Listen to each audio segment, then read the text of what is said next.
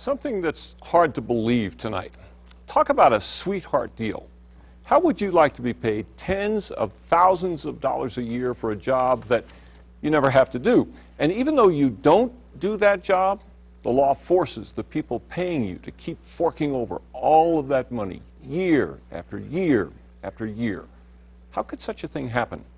Here's News 13 investigative reporter Larry Barker.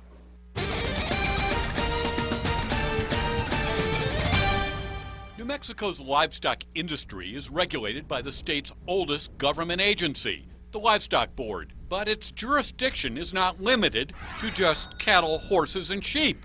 In fact, a News 13 investigation finds the Livestock Board collecting tens of thousands of dollars in licensing fees from more than 1,000 New Mexico businesses it doesn't regulate. Why? Because it can. There are packing plants, meat markets, grocery stores, and gas stations. Walmarts, Allsups, Circle K's, Walgreens, and even dollar stores. Miles Culbertson is the Livestock Board's executive director. In order to sell meat and meat products, they need to be licensed by the state of New Mexico. That responsibility has been given to us. Each year, the Livestock Board takes in $100,000 in license fees from businesses across the state. This Belen packing plant pays $100 each year because it processes fresh meat. And this dollar store pays the same fee because it sells bologna.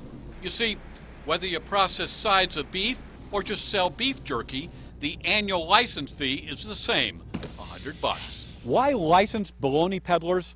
Well, state law gives the Livestock Board authority to regulate the Meat Inspection Act. However, in 2007, meat inspection was transferred to the feds.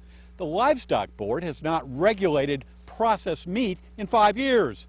But that did not stop the state agency from continuing to collect $500,000 in licensing fees from retail outlets it does not regulate.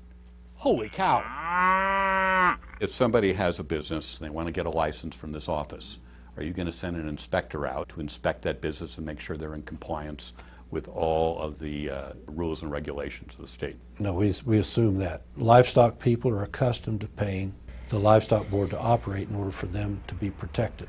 The meat business, I see it the same way. You're not protecting the public as it relates to meat inspection, are you? I disagree. As it relates to meat inspection? Not to meat inspection, because we do not have the authority for the inspection.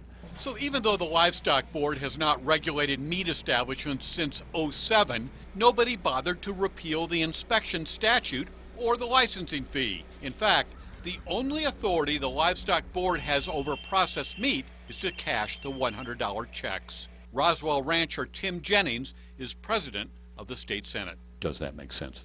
No, there should be a service provided for whatever you do. What we do is have the authority of issuing that license or revoking that license.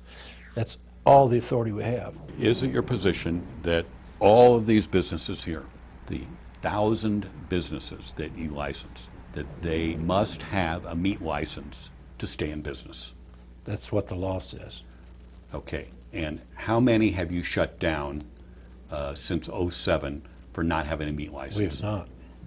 Not for not having a meat license. I would tell you that the stores and those people that are being charged this fee are not getting what they're paying for, and so we need to go back and make it reasonable. Livestock Board members are appointed by the governor.